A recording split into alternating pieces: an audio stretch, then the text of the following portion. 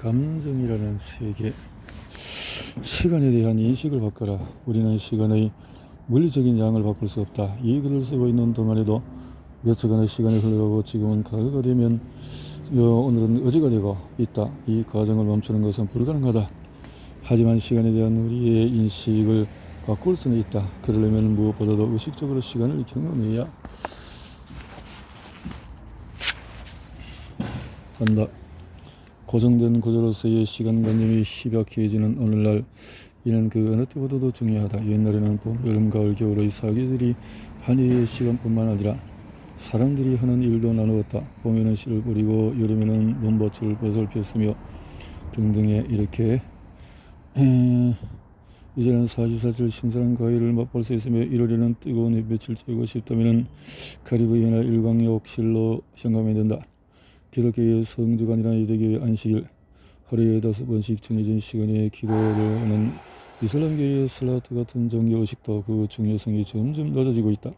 스타벅스는 로마에서 일요일에 매장을 여는 것처럼 이스라엘에서는 토요일에도 문을 연다. 우리는 밤을 낮으로 바꾸고 밤낮없이 교대로 일한다. 일과 삶의 경계는 느슨해졌다. 우리는 24시간 내내 이메일을 주고받을 수 있다. 또한 유연한 근무 시간과 홈오피스를 통해 언제 일을 시작하고 낼지 자유롭게 결정할 수가 있다. 하지만 이러한 유연성에는 대가가 따른다. 요즘의 스타트업 회사에서는 더 이상 근무 시기가 없고 퇴근 시간에 울리는 종료별도 없다. 하지만 이 두 가지 모두 머리에 분명한 신호를 보낸다는 장점이 있다.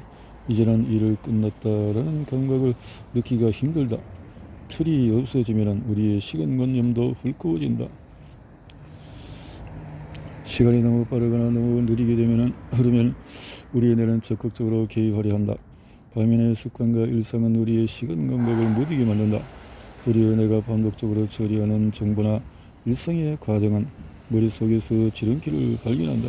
그래야 목표에 훨씬 빨리 도착하게 된다. 이는 두뇌가 일을 처리하는 시간뿐만 아니라 기억을 저장하는 시간도 절약해준다. 물론 뇌의 세계적 건강을 확보하기 위해서 매일 까마득한 꼭대기에서 안전구물로 뛰어내릴 필요는 없다. 하지만 새로운 것들을 경험하기 위한 노력을 게을리하지 말아야 한다. 어린 시절의 경험이 우리의 뇌의 얼마나 큰 부분을 차지하고 있는지 생각해보라.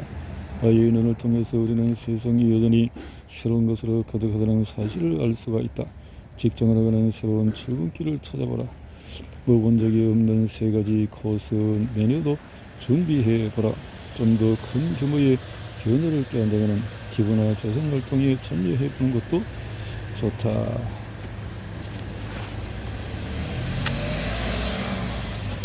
순간순간 감정을 건드리는 기억을 통해서 우리의 시간은 천천히 흐르기도 한다. 5월절과 크리스마스 사이에 똑같은 일상을 매번 반복하다 보면 크리스마스 이브가 되었어야 그동안 얼마나 시간이 빨리 흘렀는지 놀라게 된다. 하지만 한 번씩 습관으로부터 벗어나는 사람들의 뇌는 한 페이지씩이 아니라 때로 전체 폴더가 가득 채워지기도 한다. 미친 듯 달려가는 시간을 그런 식으로 쏘기는 것이다.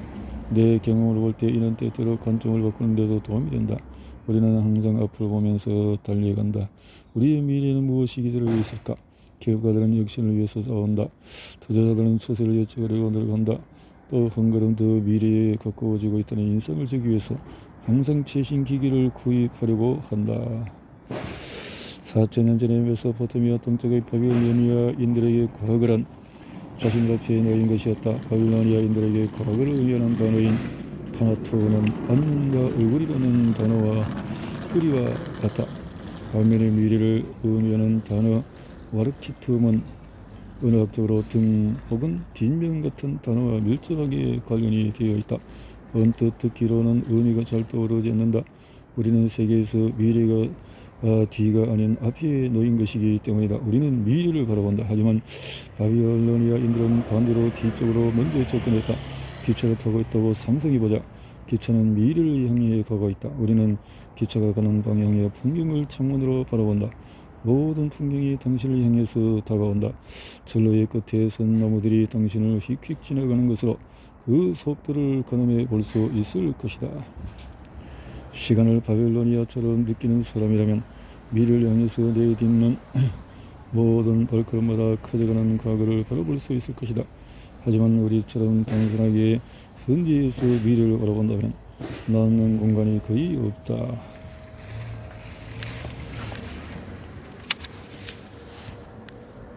특히 지난 4주간 동안 내가 겪은 것들에 대한 간단한 메모다. 나름 자리에 앉아서 창밖을 내다보며 의식적으로 과거를 돌아보고 기억을 더듬어 본다. 그런 다음에 종이건 아이패드건 손 닿는 곳에 있는 아무 것이나 떠오르는 것을 적는다. 그렇게 적어 내려간 쪽지들은 대체로 곧 잃어버리거나 휴지통에 버린다. 기억을 영원히 저장하는 것이 아니라 그저 돌아보는 것이 목적이기 때문이다. 실제로 매달 말쯤에 한 번씩 돌아보고 정리하는 이러한 순간 덕분에 나는 일상의 작은 순간에 주의를 더 많이 기울일 수 있게 되었다. 나는 새해 전야에는 한 해를 보내는 마지막 쪽지를 쓰지 않지만 크리스마스 이브에 종이 울리기 몇 시간 전에는 이전의 시간을 돌아보는 쪽지를 쓴다. 강림절 동안의 소소한 기억 중에서 몇 가지를 줄여내는 이런 나에게 자그마한 위안을 준다. 그것들을 통해서 나는 예전의 시간 감각으로 돌아가는 길 위에 서 있음을 느낀다. 아기에서 기다리던 시간이 영원처럼 느껴지던 바로 그때로 말이다.